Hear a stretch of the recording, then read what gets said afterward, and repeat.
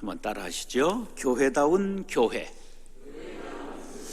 오늘이 종교개혁 505주년 1517년 10월 31일 비텐베르크 성당 앞에 마틴 루터가 95개 조항에 반박문을 붙이고 교황께서는 이 질문에 답해 주십시오. 그렇게 대자보를 붙였습니다. 그랬더니 답을 하지 않고 저놈 잡아라. 그래서 도망 다니다가 이제 종교개혁이 된 겁니다. 마틴 루터는 다른 교파를 만들 마음으로 한 건 아니고요. 잘못된 것을 답해 주십시오. 고치겠다고 나온 건데 죽이려고 하니까 이제 거기에 동조하는 사람들이 생기게 되었고 종교개혁의 불길이 타오르게 된 것입니다. 지금 세계에서 개신교인 숫자가 많을까요?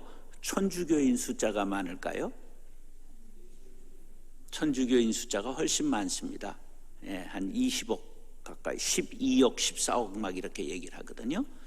합해서 20억 되는데 우리가 한 10억 가까이 되고 저들이 우리보다 훨씬 많습니다. 그리고 천주교 이단이라고 그랬다가는 저 남유럽이나 남미에 가서는 거의 돌아오지 못할 가능성이 있습니다. 우리가 잘 알고 해야 되죠. 종교개혁에는 뭐 여러 가지 공부를 박사학위를 해야 될 만큼 많은 내용이 있지만 꼭 알아야 될 것은 5개의 솔라는 라틴어로 오직이라는 말입니다. 그래 5가지의 오직이 있습니다. 따라하시죠. 오직 성경, 오직 은혜, 오직 믿음, 오직 예수, 오직 하나님께 영광. 이 5가지가 종교개혁의 5대 구호, 5대 강령입니다. 그럼 이게 나오게 된 배경은 뭐냐 하면 오직이 아닌 것이 많았단 말이에요. 그러면 우리는 성경이 모든 최종 권위예요. 그럼 천주교는 성경만 권위가 아니라 성경과 뭐 다른 게 하나 더 있어요. 그게 뭘까? 전통. 전두환 대통령이 아니고 전승을 말하는 거예요. 교황이 추기경 회의에서 결의하고 교황이 방망이를 땅 두드린 법. 신부들이 처음부터 신부님들이 결혼 안 했을 것 같아요? 중간에 안 했을 것 같아요? 뭐 말하는 의도를 하면 빨리 눈치를 채야지. 이게 그레고리 7세가 1100년대에 너무 결혼한 신부들이 부정부패가 많아가지고 세습하고 막 그랬단 말이에요. 그래가지고 금혼령을 내린 거예요. 근데 앞으로 신부님들이 결혼할 것 같아요? 안 할 것 같아요? 왜? 지금 독신 서원하는 사람이 많지 않아서 신부가 너무 모자르게 되는 거예요. 앞으로 허락할 가능성이 많습니다. 아마 남의 동네에 그렇게 신경 쓸 건 없고 오직 최종 권위는 뭐다? 성경이란 말이에요. 근데 걔들은 그러면 주목이 가까워요? 법이 가까워요? 주목이 가까운 거잖아. 그 주목이 뭐냐? 전통인 거예요. 전승, 살아있는 교황의 법. 그래서 문제가 되는 거예요. 자, 그 다음에 두 번째는 뭐라고 했어요? 오직 은혜. 그런데 이건 뭘 말하냐면 구원에 관해서 오직 하나님의 주권만 있다는 거예요. 오직 하나님이 우리를 구원의 은혜를 주시는 거죠. 그 다음에 오직 믿음이라고 하는 건 뭐냐면 오직 믿음 외에 천주교에서 뭐가 있었을까? 돈 내고 샀잖아. 면죄부. 그래서 죄를 돌아가신 부모님이 천국 갔는지 지옥 갔는지 알딸딸해. 근데 그래서 만든 게 뭐냐면 연옥을 만들었어요. 중간을 만든 거야. 그래서 좀 확실하지 않은 분들은 어디가 있어? 연옥에. 그래서 그냥 후손이 헌금을 팍 들여서 헌금이 그냥 헌금함에 땅 떨어지는 순간 반동으로 팍 천국으로 뛰어 올라가는 거야. 그게 면죄부예요. 탭젤이라고 하는 부흥사가 얼마나 이걸 많이 걷고 다녔는지 몰라. 그래서 진 게 뭐예요? 지금 바티칸에 베드로 대성당을 진 거예요. 굉장합니다. 그래서 그거를 붙여놓고 답해주세요 이런 거예요. 그 다음에 오직 예수. 그럼 예수 외에 뭐 있다는 거예요? 뭐 석가도 있고 마리아님도 계시고 막 이렇게 되는 거 안 된다. 그 다음 오직 하나님께 영광. 우리의 삶의 목표가 뭡니까? 하나님께 영광 돌리는 거야. 그런데 인간의 영광은 안 되는 거예요. 그래서 저를 만난 사람들이 가끔 그래요. 어유 목사님 만나서 영광입니다. 그래서 내가 우리 집 사람한테 물어봐. 개코도 아니야. 여러분, 인간에게는 영광 없어요. 이 나이 되면요, 잘 때 되면 그냥 거의 인사불성이 돼서 지가 코를 골고도 고는 줄 모르고 자. 근데 그때 되면 여자들은 왜 나만 겪는 고난이냐고, 또 그냥 잠을 못 자고 땀을 뚝뚝 흘리고 막 그러잖아요. 근데 왼수는 지금 이러고 잔단 말이야. 그러니까 그냥 원망. 그 하나님은 남자는 흙으로 만드시고 한 번만 구워요. 여자는 뼈로 만드시고 두 번을 구워요. 사춘기에 굽고 사추기에 굽는 거야. 그래가지고 깨지지 않는 코렐 본차이나가 되는 거야. 집에 들고 원망하지 마라. 비싼 세라믹을 만들기 위한 하나님의 구원의 계획이 있으신 거야. 이 또한 지나가리라. 이래야지 그걸 원망하고 자빠지고 그러면 안 되는 거야. 우리가 이런 인생의 원리를 알아야 되죠. 자, 그래서 오늘 종교개혁 기념주일이고 이제 오늘은 어떤 교회를 우리가 만들어야 되는가 하는 걸 말씀드리고자 합니다. 다시 교회다운 교회.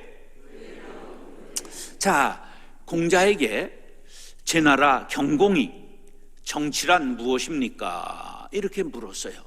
그랬더니 공자님이 뭐라고 말했냐면 군군 신신 부부 자자니라 이렇게 말했어요.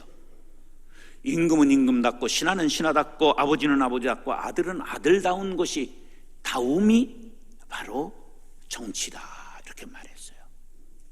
교회다운 교회 중요한 거예요. 답다는 거 굉장히 중요한 거예요.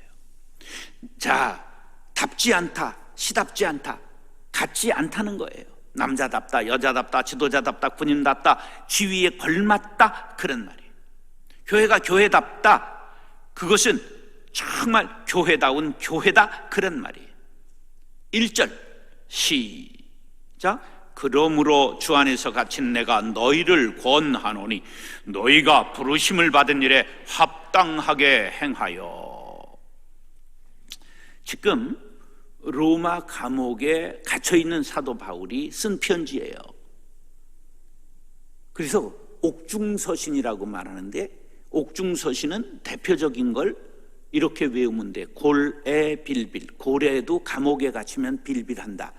그래서 골로새서, 에베소서, 빌립보서, 빌레몬서, 고래 빌빌. 이게 이제 머리 나쁜 우리가 신학 공부하고 시험은 봐야 되니까 그렇게 연상법을 통해서 외운 거예요. 감옥에서 쓴 편지야. 어디에? 로마 감옥. 이 죽음을 앞두고 있는 거예요. 그런데 이래요. 주 안에서 갇힌 내가 그래요. 지금 감옥이 사도 바울을 가뒀어요? 예수가 가뒀어요? 여러분, 예수 안에 있으면 감옥도 천국이 될 수 있습니다. 내가 다시 말하노니 기뻐하라. 기쁨에 서신 빌립보서 어디에서 썼어요? 감옥에서 쓴 거예요. 감옥이 가두었으나 예수 안에 있는 사도 바울을 감옥이 가둘 수 없었던 거예요. 기쁨을 빼앗을 수 없었던 거예요. 여러분, 예수 안에서 참된 기쁨을 맛보고 누리고 전하고 사시기를 간절히 바랍니다. 자, 그러면서 뭐라고 그러냐면 너희가 부르심을 받은 일에 합당하게 행하라 그렇게 말씀하고 있어요. 합당하게라는 단어가 악시오스인데 어울리게 그런 뜻이에요. 이게 답다라는 말이에요. 합당하게라는 말이 답다라는 말이에요. 교회답다, 사람답다 이러는 거예요. 어울리게 행하라. 자, 우리나라는 정말 신앙의 복을 받았죠. 6만 개까지 교회를 얘기를 했고 한 지금 5만 개 있지 않겠나 이렇게 생각하니까 인구 1000명당 교회가 하나꼴로 있습니다. 순천은 몇만 도시입니까? 30만. 그러면 몇 개 교회가 있으면 정상이야? 300개 있으면 이게 평균이야. 그럼 순천시 기독교 연합회 몇 개가 있어요? 그러니까 이건 과잉이야. 이게 좋은 현상일 수도 있고 과잉일 수도 있어. 자, 그런 게 있어. 그래서 평균 100명이면 정상인 교회야. 여러분은 너무 많아. 그러니까 따라서 우리는 충분히 큽니다. 그래요. 감사하셔야 돼. 그럼 크면 뭐 해야 돼? 나눠야 되는 거야. 근데 이런 걸 모르니까 걸터듬을 하는 거야. 자꾸만 모으려고 그래. 모아서 뭐 하려고? 모여서 구원, 은혜, 그 다음 세 번째 뭐 해야 된다고? 사명을 인식하고 확산해야 되는 거예요. 흩어지는 교회가 돼야 되는 거예요. 그래서 제2독신교회, 제3독신교회 막 이렇게 나눌 수 있는 스피릿이 있어야 되는 거예요. 네. 많이 계속 달라고 하는 사람은 부자가 아니라 거지라고 말하는 거야. 걸터듬하는 사람은 거지 정신이 있는 거야. 우리가 그런 것을 생각을 해봐야 된다 그런 말이에요. 근데 교회가 많은데 교회다운 교회가 많지 않다는 것이 문제입니다. 대형교회 얼마든지 있지만 싸움이 충만한 교회들이 얼마나 많아요. 성령이 충만한 교회 이래야 되는데 성질이 충만한 교회 막 이래가지고 싸우고, 많아도 아름다운 교회는 많지 않은 거예요. 어머니 품과 같고 고향과 같고 꿈을 키우고 영적인 부여를 누리고 안식처가 될 만한 교회, 방황하는 영혼들이 전부 찾아와 위로받고 안식을 누리는 독신교회 될 수 있기를 축원합니다. 그게 교회다운 교회예요. 그럼 교회다운 교회는 오늘 본문 속에서 세 가지를 찾는데 다시 따라하죠. 하나 되는 교회. 예, 오늘 본문 보실까요? 그러므로 주 안에서 갇힌 내가 너희를 권하노니 너희가 부르심을 받은 일에 합당하게 행하여 모든 겸손과 온유로 하고 오래 참음으로 사랑 가운데 서로 용납하고 평안에 매는 줄로 성령이 하나 되게 하는 것을 힘써 지키라. 시작. 몸이 하나요 성령도 한 분이시니 이와 같이 너희가 부르심이 한 소망 안에서 부르심을 받았느니라. 주는 한 분이시요 믿음도 하나요 세례도 하나요 하나님도 한 분이시니 곧 만유의 아버지시라. 만유에 계시고 만유를 통일하시고 만유 가운데 계시도다. 하나라는 말이 너무 많이 나오잖아요. 몇 개 나와요? 몸, 성령, 한 소망, 그리고 한 분, 주, 믿음, 세례, 하나님, 그 다음에 통일도 하나라는 거 아니에요. 8번에 지금 하나라는 말이 이 세 절 속에 나온 거예요. 이건 뭐냐? 교회가 교회다우려면 공동체원 모두가 하나가 되어야 한다. 이게 군대 용어로 말하면 일사불란. 분리되면 안 되잖아. 자, 그러면 일치를 위해 성도들이 가져야 될 덕목을 2절에서는 뭐라고 그러냐면 겸손, 온유, 오래 참음, 용납이라고 그랬어요. 겸손이 굽신거리는 걸까? 과거에는 그랬어요. 고대 사회에서 겸손은 노예의 미덕이었습니다. 근데 예수님이 오시고 비굴과 동일어였던 겸손은 옛날 뭐였다고요? 비굴이었어요. 예수님이 오시고 가장 반짝반짝하는 아름다운 단어로 바뀐 게 겸손입니다. 자기를 비워 종이 되시고 사람을 섬기는 모범을 보이셨어요. 겸손은 기독교 신앙의 덕목 중 사랑과 함께 동의어가 될 만큼 중요한 미덕입니다. 겸손, 또 겸손, 그리고 겸손. 우리는 끝까지 겸손을 잃으면 안 됩니다.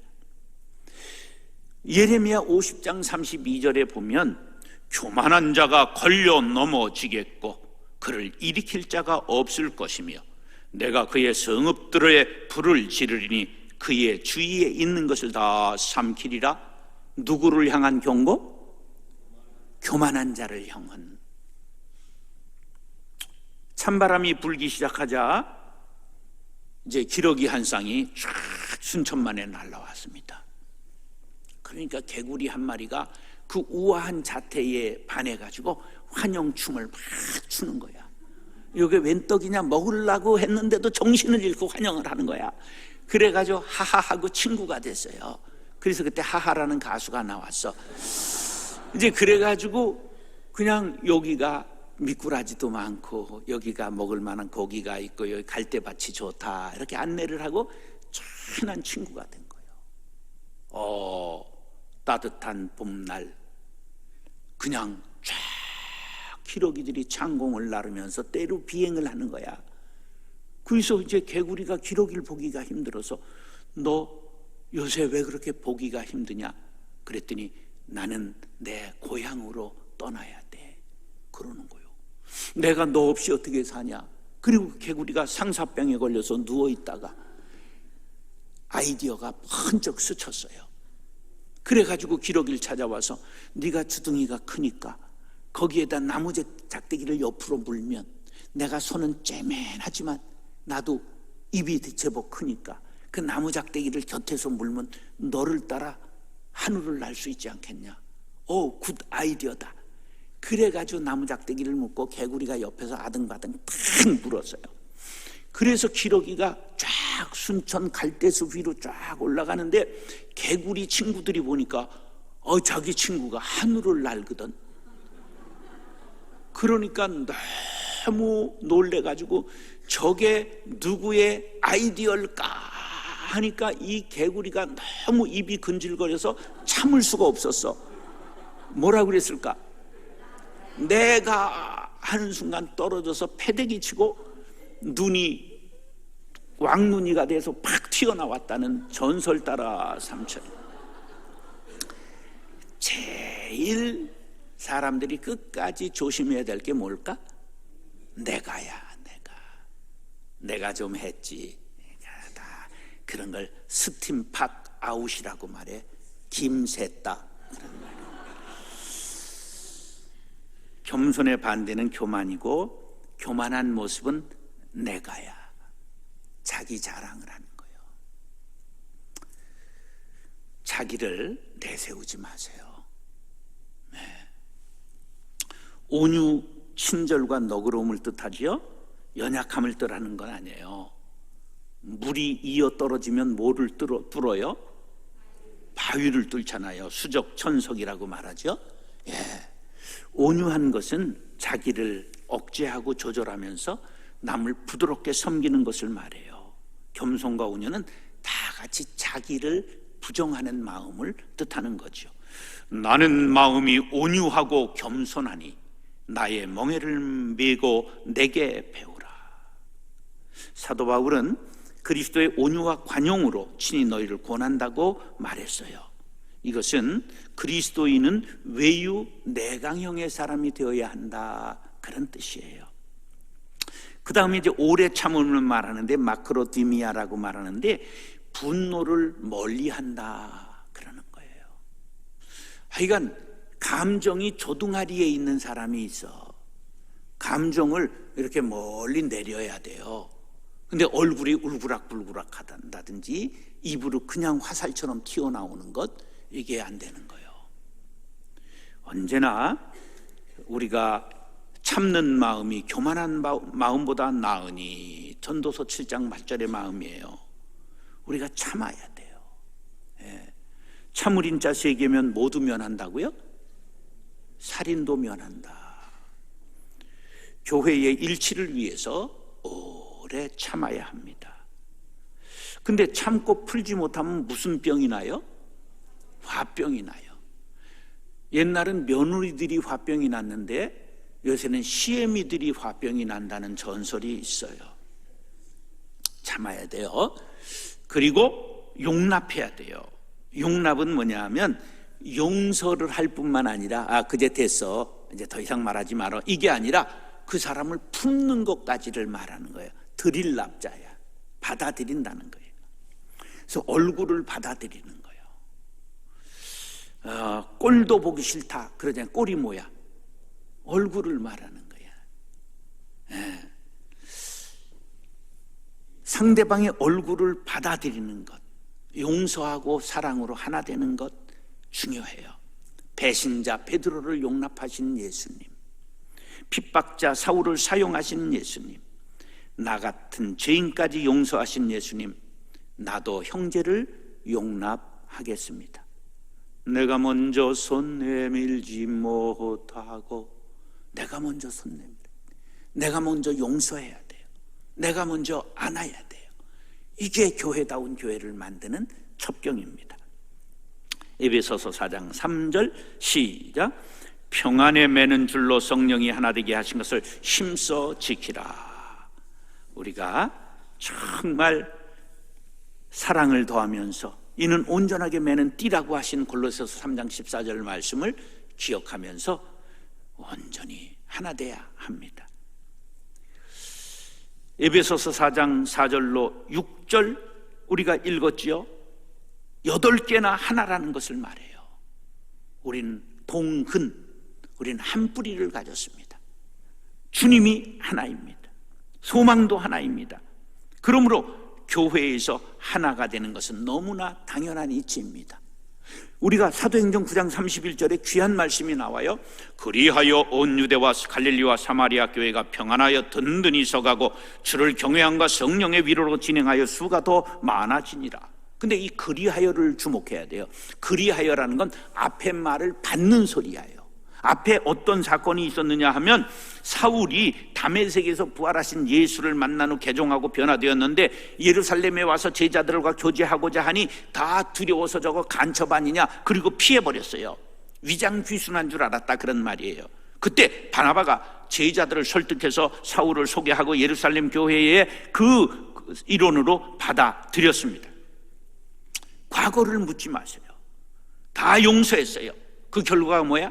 교회가 평안하고 든든하고 주를 그냥 경외함과 성령의 이르로 부흥했다. 할렐루야. 용납하고 나니까, 하나가 되고 나니까. 사랑하는 형제 자매 여러분, 덕신교회가 평안에 매는 줄로 하나가 되고 사랑의 삼겹줄로 든든하게 하나가 되는 교회 될 수 있기를 예수님의 이름으로 축원합니다. 따라서 서로 인정하는 교회. 예수께서 세상에 오셔서 낮아지고 십자가를 지셨어요. 사탄의 권세를 깨뜨려 부활하시고 승천하셔서 하늘 보좌에 앉으셨습니다. 그리고 하시는 사역이 무엇이냐? 예수 믿는 성도들을 충만케 하시고 은혜를 부어주시는 역할을 한다고 7절로 10절이 말씀합니다. 시작. 우리 각 사람에게 그리스도의 선물의 분량대로 은혜를 주셨나니 그러므로 이르기를 그가 위로 올라가셨다.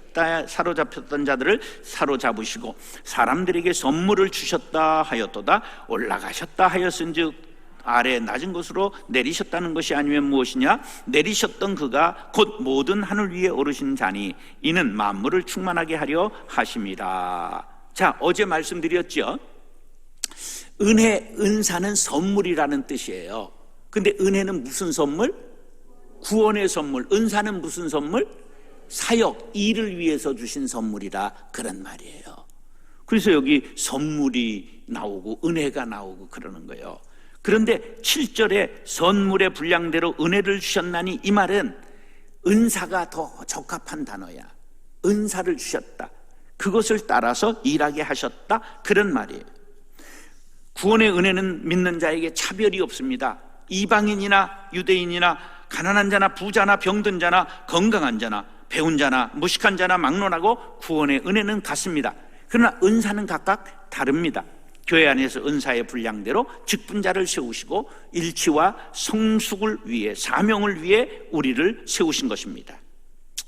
한번 따라서, 은사는 각각 다릅니다. 그래서 이게 달라야지. 이게 다 성가대만 하고 봉사자가 없고 그러면 안 되잖아요. 앞에 안내도 있어야 되고 밥도 해야 되고. 그렇죠? 저는 음악을 잘해요. 근데 잘한다는 건 지만 잘한다고 그러고 우리 집 사람은 절대 음감이 있어요. 그래가지고 내가 음악하면 악한다고 그래. 예.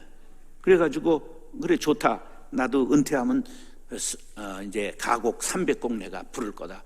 기러기 울어예는 막 이렇게 이제 다 뽑아놓고 준비를 했어요. 지금도 100곡은 불러요. 보지 않고. 근데 콩나물 대가리는 몰라요. 근데 그러다가 임영웅이 노래를 듣고 내 노래는 노래도 아니다. 그래서 이제 그냥 포기해버렸어요. 예, 여러분 좋아하는 것과 잘하는 건 달라요. 은사는 뭐냐? 따라서 좋아하고 잘하고 옳은 것이다. 이 은사의 정의예요. 은사가 뭐예요? 보세요. 잘해요. 담 뛰어넘기를 잘해요. 그게 옳아요? 그러요? 그러죠. 도둑질한다 이런 얘기요. 그건 은사가 아니에요. 하나님께 영광이 돼야 되거든요. 은사의 정의 3가지 시작. 좋아하고 잘하고 옳은 것이어야 해요. 저는 그래서 음악하는 사람들을 굉장히 부러워합니다. 좋아합니다. 음악을 좋아하기 때문에. 해보고 싶은 게 뭐냐면 그 오케스트라 지휘 한번 해봤으면 좋겠어. 아우 정말 근데 뭐 콩나물 대가리를 알아야 하지. 안 되는 거예요. 그게 존중하지요. 저는 미술하는 사람을 너무 좋아해요. 왜? 수미양가 중에 미술을 양 이상을 받아보지 못했습니다. 저는 글 쓰는 사람 보면 그냥 뿅 갑니다. 왜? 제가 고등학교 문예부장, 학예부장을 했어요. 그랬는데 한 번도 글에 대해 칭찬을 못해서 못 받아가지고 절필했습니다. 고3 때. 그래서 시 낭송만 했어요. 내 고장 7월은 청포도가 익어가는 시절. 막 이런 거 하는 거예요. 강낭콩 꽃보다도 더 푸른 그 물결 위에 양귀비 꽃보다도 더 붉은 그 마음 흘러라. 아리따던 그 암이 곱게 흔들리우며 막 이런 거 하면 신바람이 나는 거야. 예, 내가 이제 300수를 시를 지금 낭송할 걸 전부 챙겨놓고 있는데 요 음악을 깔아줄 사람이 필요해. 예, 그래서 이제 내가 50살이 될 때는 사진을 찍고 거기다가 시를 해서 시화전을 한번 하겠다 그랬는데 못하다가 은퇴하고 제가 이제 시집을 제가 찍은 사진과 함께 그렇게 이제 냈어요. 그래서 이제 전 부끄러워서 막 이렇게 그런 걸 얘기를 못해요. 내가 무슨 개도 시 쓴다 그러겠다 이래가지고 안 하는데 며칠 전에 광나루 문인회 회장이 돼서 너무 부끄러워서 우리 집 사람도 몰라. 그걸 어디서 얘기를 해. 근데 그냥 하도 붙잡아서 시키니까 그냥 행정한다 이렇게 생각하고 해요. 우리 교단에 글 쓰는 분들, 시인, 소설가, 스필가 이런 분들 모인 문인회 제가 회장인데 얘기 절대 하지 마라. 우리 사람 나를 알아. 내 꼬라지를 알아. 네, 여러분 내가 갖지 못한 것 다른 사람이 가진 걸 귀하게 여겨야 돼요. 근데 또 남의 것만 부러워하지 말고 내게 주신 것이 있으면 그것을 갈고 닦아야 돼요. 그래서 난 낭송으로 갈고 닦으려고 그래. 그래서 그 제가 제법 잘해요. 그래서 우리가 이렇게 다른 사람들이 어울리고 조화를 이루는 걸 하나님이 기뻐하세요. 교회는 정말 희한한 단체예요. 박사로부터 그냥 글을 모르는 분들까지 다 하나가 돼서 이걸 듣는다는 게 이게 오묘막직한 겁니다. 이런 단체는 없는 거예요. 저는요 29에 우리나라 가장 어려운 마을 찾다가 폐광된 광산촌에 담임전도사로 갔는데 할머니 5분이 남아있는데 이분들이 손오공보다도 신묘막직해가지고 성경을 거꾸로 놓고 처음 글을 모르니까 아무데나 되는 대로 펴놓는 거야. 이야, 그래서 이묘득 할머니 예수님이 언제 사셨어요? 그러니까 글쎄 한 30년 되셨을래나. 이제 이런 할머니들하고 막 돼지 새끼를 하나 받아가지고 방에서 키우시는 막 이런 할머니들하고, 야, 자녀는 너무 재밌어요. 난 돼지 날 때 가서 안수기도도 했어. 돼지 한 마리씩 종자 그게 전부인데 기도해달라는 거예요. 와, 그게 교단법에는 걸리는지 안 걸리는지 모르지만 하여간 난 그분을 위해서 했지 돼지를 위해 한 건 아니거든. 네, 그런 우리가 사람은 다 달라요. 이 교회는 정말 성씨도 다르고 얼굴도 다르고, 와, 정말 마스크를 끼워서 이게 마기꾼이라고 그러잖아. 예? 마스크 낀 사기꾼. 와, 이걸 벗고 요게 조화를 이루는 게 얼마나 어려운 건가 하는 것을 알 수가 있게 됐어요. 요거 갖고는 삼삼한 사람이 많아. 야, 이 조화를 이루는 게 어려운 거예요. 근데 하나님은 다양한 사람들이 일치를 이루고 조화를 이루는 걸 너무 좋아하세요. 어떤 사람은 희한해요. 설교가 짧아야 은혜가 된다 그러고 어떤 사람들은 길어야 은혜가 된대. 어디에다 초점을 맞추라는 거야. 하여간 시간이 되면 끝나는 게 좋은 거야. 근데 이런 거는요, 본질이 아니에요. 본질은 예수, 본질은 구원, 그런 거예요. 우리가 비본질적인 것은 그건 다툼의 대상이 아니에요. 예, 한번 따라하세요. 아이, 그럴 수도 있지 뭐. 이게 큰 사람이야. 시잘데도 없는 것 갖고 인상 쓰고 다투면 안 돼. 여러분, 교회 싸움에 삼위일체론 갖고 싸운 적 있으면 한번 손들어봐. 통일 방안에 돼 가지고 싸움한 사람 있으면 손들어봐. 없어. 그냥 무슨 카페트색을 초록색으로 해야 되냐, 빨간 것으로 해야 되냐, 이거는 통합을 했네. 여기는 저 파랗게 하고 이건 빨간 게 하고. 미국에 실제로 교포교회가 막 부흥을 했어요.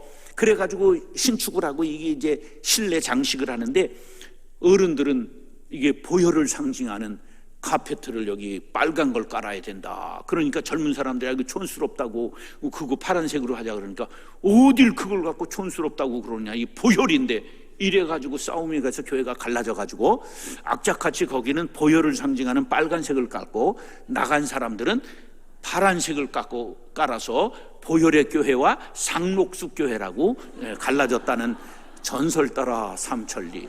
실제 있었던 일이요. 인간은 쪼잔한 거야. 어디 성경에 강대상을 빨간 거로 해라, 파란 거로 해라, 이런 게 어딨어. 되는 대로 해라, 그런 거죠.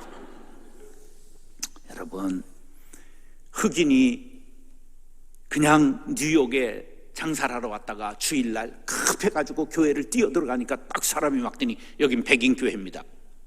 그래서 시간 늦어가지고 예배를 못 드리고 호텔에 들어와서 울면서, 하나님 이게 무슨 일입니까? 교회도 못 들어가다니. 그랬더니 기도하니까 예수님이 나타나셔서 어깨를 만지면서, 톰, 거기야, 너 나도 그 교회 못 들어가 봤어.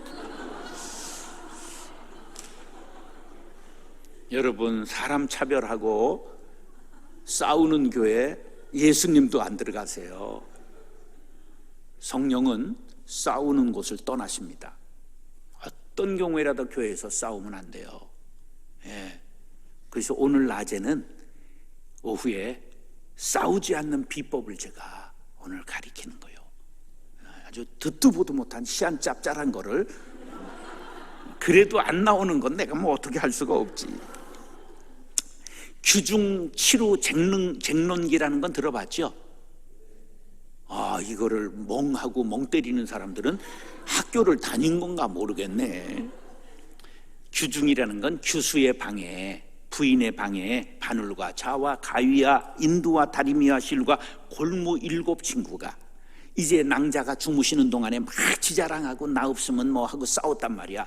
근데 그거를 듣고 깨가지고 주인이, 내가 쓰지 않으면 아무 소용이 없느니라. 우리가 잘난 척해도 주님이 사용하지 않으면 아무 소용이 없는 거예요. 따라하세요. 주님, 나를 써 주옵소서. 다 우리가 각자 다른 걸 주셨어요. 근데 근원이 하나요. 주는 같고 하나님이 같아요. 남의 거 부러워하지 말고 존중하고, 내 거 소중하게 생각해요. 셰익스피어가 아주 고급 식당에 들어가니까 사람들이 전부 일어나서 인사를 하고 막 그냥 탁 테이블에 앉아 식사를 하려고 그러는데 앞에서 청소를 하던 직원이 그냥 빗자루를 팍 내팽개치는 걸 셰익스피어가 봤어요. 그래가지고 오라고 불러서 왜 빗자루를 내팽개치나 그랬더니 제가 선생님과 똑같은 사람인데 선생님이 오시니까 다 일어나 절을 하고 인사를 하는데 나는 이 쓰레질이나 하고 인생이 이게 뭡니까? 그랬더니 젊은이 어깨를 딱 두드리면서 자네와 나는 같은 일을 하는 것이네. 하나님이 지으신 우주의 한 부분을 나는 펜으로 표현하는 것뿐이고 자네는 빗자루로 하나님이 만드신 세상을 깨끗이 청소하는 것이라네. 로마서 12장 10절에 형제를 사랑하여 서로 우애하고 존경하기를 서로 먼저 하라. 이것이 바로 우리가 은사 중심적으로 조화를 이루는 공동체가 되는 것입니다. 우리 서로 인정하고 교회다운 교회를 만들어갈 수 있게 되기를 예수님의 이름으로 축원합니다. 마지막 따라서 목표를 향해 전진하는 교회. 그가 어떤 사람은 사도로, 어떤 사람은 선지자로, 어떤 사람은 복음 전하는 자로, 어떤 사람은 목사와 교사로 삼으셨으니 이는 성도를 온전하게 하여 봉사의 일을 하게 하며 그리스도의 몸을 세우려 하심이라. 목표가 뭐예요? 거기 12절에 세 가지가 나와요.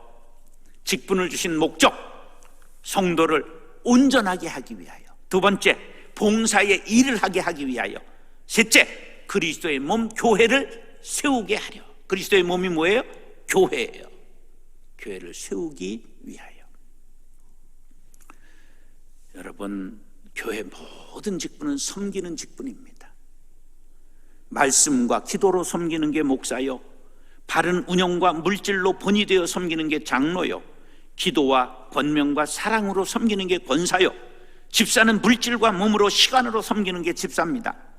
그런데 권사를 권세권자로 알고 어디 집사가 권사한테 말대꾸야 이러시면 안 됩니다. 그래서 나온 게 코미디에서 여기서 이러시면 안 됩니다. 이게 도울권자야, 도울권자. 장로는 길게 크게 섬기라는 거지 장군장자가 돼서 벼슬 단계 되면 안 되는 거예요. 교회에서는 지시나 명령이 있으면 안 돼요. 통치자가 있으면 안 돼요. 오직 예수만 우리의 통치자이십니다. 모두 섬겨야 돼요. 모두가 봉사해야 돼요. 교회엔 직분이 높아지는 것 없습니다. 많이 섬기는 직분이 있을 뿐입니다. 우리는 전통적으로 관존민비의 전통을 갖고 있습니다. 산농공상의 직업 차등이 있습니다. 양반과 천민이 100년 전만 해도 있었습니다.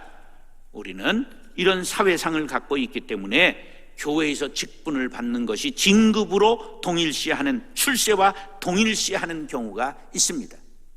목사 임직식에서 제가 지난 화요일 날 설교를 했는데 뭐라고 했느냐 하면, 목사의 뜻은 우리 스승 예수가 나무에 달려 죽으셔서 나무 목자의 죽을 사자, 목사는 나무에 달려 뒤지는 것이니라, 이렇게 설교했어요. 여러분, 우리 스승 따라가야죠. 출세하려고 하는 거 아니에요. 교회에선 절대적으로 높은 지위가 없는 거예요. 전부 그리스도의 몸을 세우기 위하여, 교회를 세우기 위하여 내가 작아지고 낮아지고 깨어지고 부서지고 헌신하는 거예요. 내가 죽어야 교회가 산다. 제 목회훈이에요. 아사 교회생. 그래서 마지막에 고민했어요. 왜냐하면 은퇴비를 얼마 줄까 이 회의를 하는데 처음에 너무 기쁨이 충만했어요. 왜냐하면 100억으로 시작했어. 100억 드려야 된다. 어느 통큰 장로가, 재정장로가 얘기를 한 거야. 우리가 3천억은 되거든 재산이.